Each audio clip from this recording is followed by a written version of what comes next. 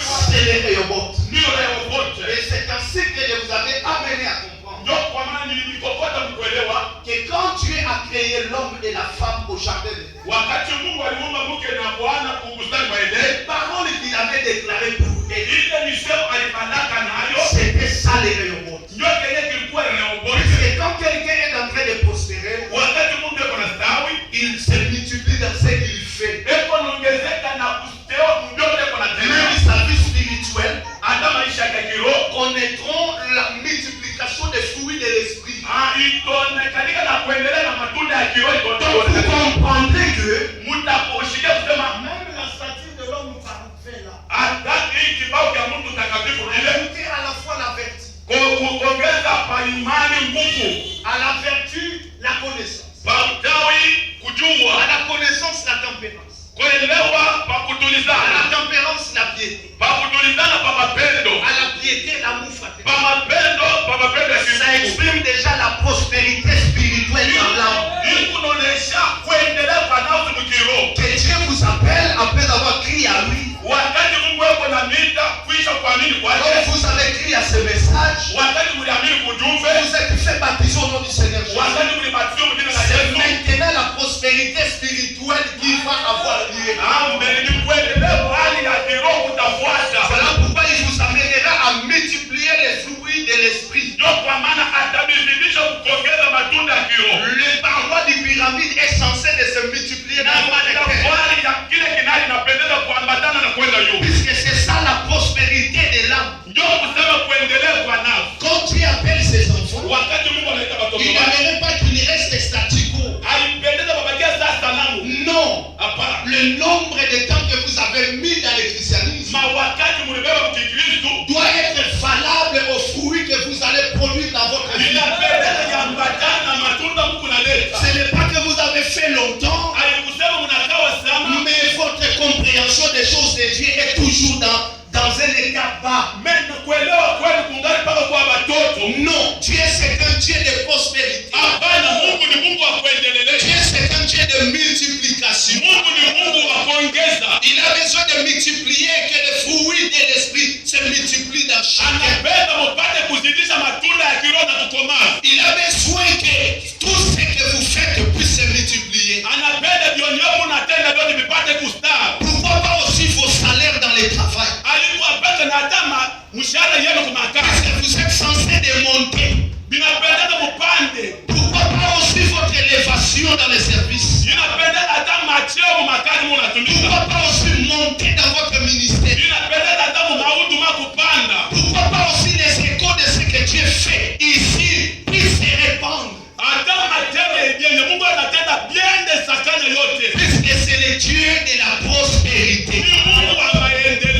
Et c'est ce qu'on appelle les Rehoboth. Les Rehoboth, c'est l'augmentation. Quand vous augmentez votre vie de prière aussi, c'est ça les Rehoboth. Quand vous voyez la connaissance de la parole s'augmenter en vous, c'est ça les Rehoboth. Quand vous voyez la crainte du péché s'augmenter en vous, parce que quand Dieu vous donne beaucoup de connaissances, il vous demandera aussi beaucoup de crainte. Puisque Esaïe chapitre 11 verset 1er à 2 dit, l'Éternel Dieu reposera sur lui l'esprit de sagesse et de l'intelligence, l'esprit de connaissance et de crainte du péché, l'esprit de conseil et de force. Quand Dieu vous donne l'esprit de conseil, il fera que vos paroles soient fortes dans les cœurs de ceux qui vont l'écouter.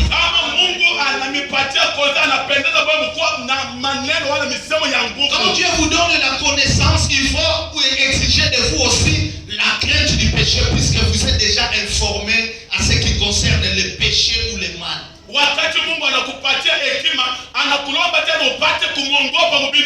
C'est pour cela que nous vivons dans les temps où Daniel 12 ou 4 7 accompli.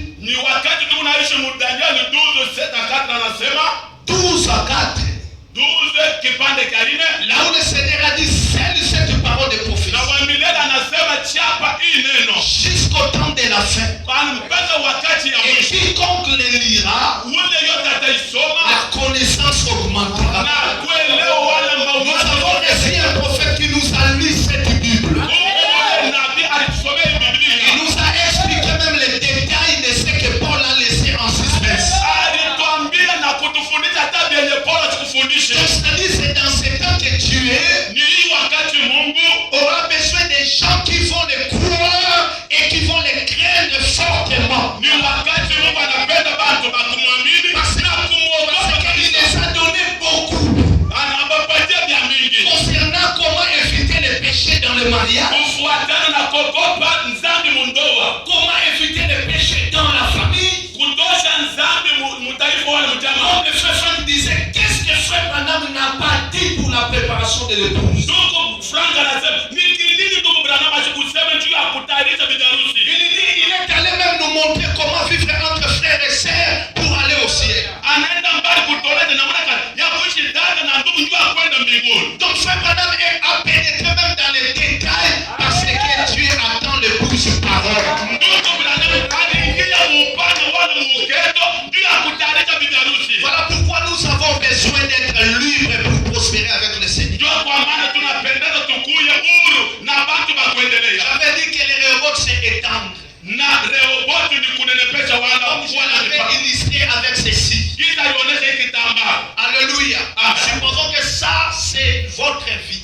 Hii kitambaa ndio maisha yenu kwa Ici mkoa. sur la terre c'est que vous voulez. Yenye kudunia mko nayo. C'est ce que le diable cherchera. Ndio kenye shetani anatafuta. Il cherchera qu'on puisse avoir des confusions Anapenda lete mvuruko par rapport à votre vie, kufuatana na maisha yako. le temps que vous avez fait dans la parole Na wakati ushabeba et unene. la vie que vous vivez par rapport à cette parole. Na maisha huko naishi wakati kumsauti ya Vous Mungu. soyez seulement les chrétiens des noms mais qui ne pratiquent pas ceux qui les prêchent ou ceux qui les écoutent. Kuko bakristo beko paka bakristo ba majina abatimize vyenye biku muandiko wala kubiishi. Et cela crée la confusion maintenant Ndio kenye kinaletaka mvuruko entre les païens et les croyants. katikati ya bapagano na batakatifu. Parce que ce linge est plié.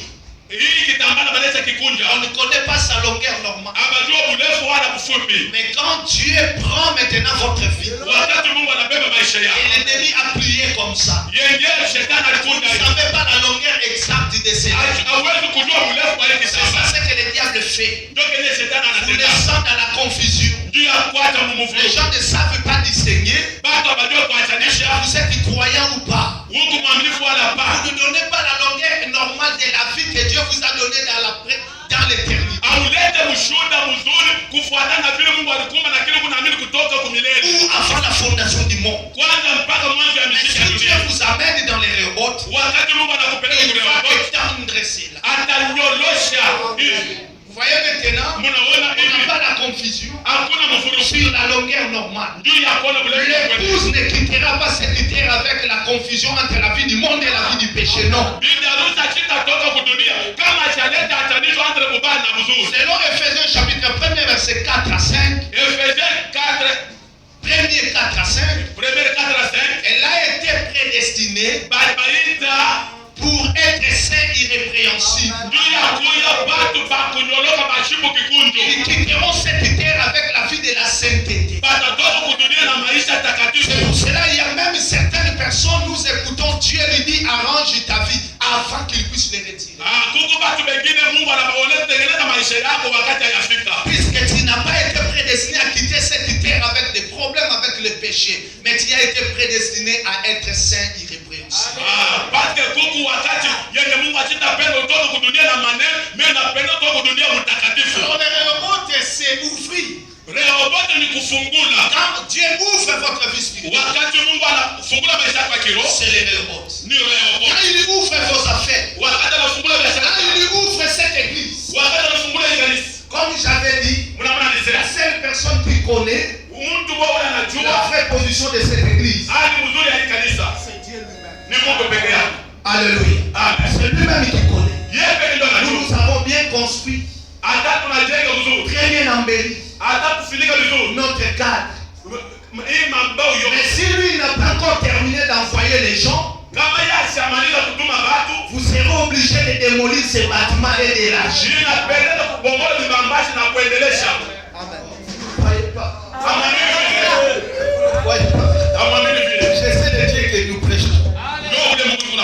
Nous prêchons les choses que nous voyons. C'est ce que les gens de Colosie à Rock Tabernacle ont vu. Avant que le pasteur innocent, notre défunt qu'on regrette, vienne de prendre cette église. Je le disais, si vous croyez, vous allez pousser encore les tabernacles.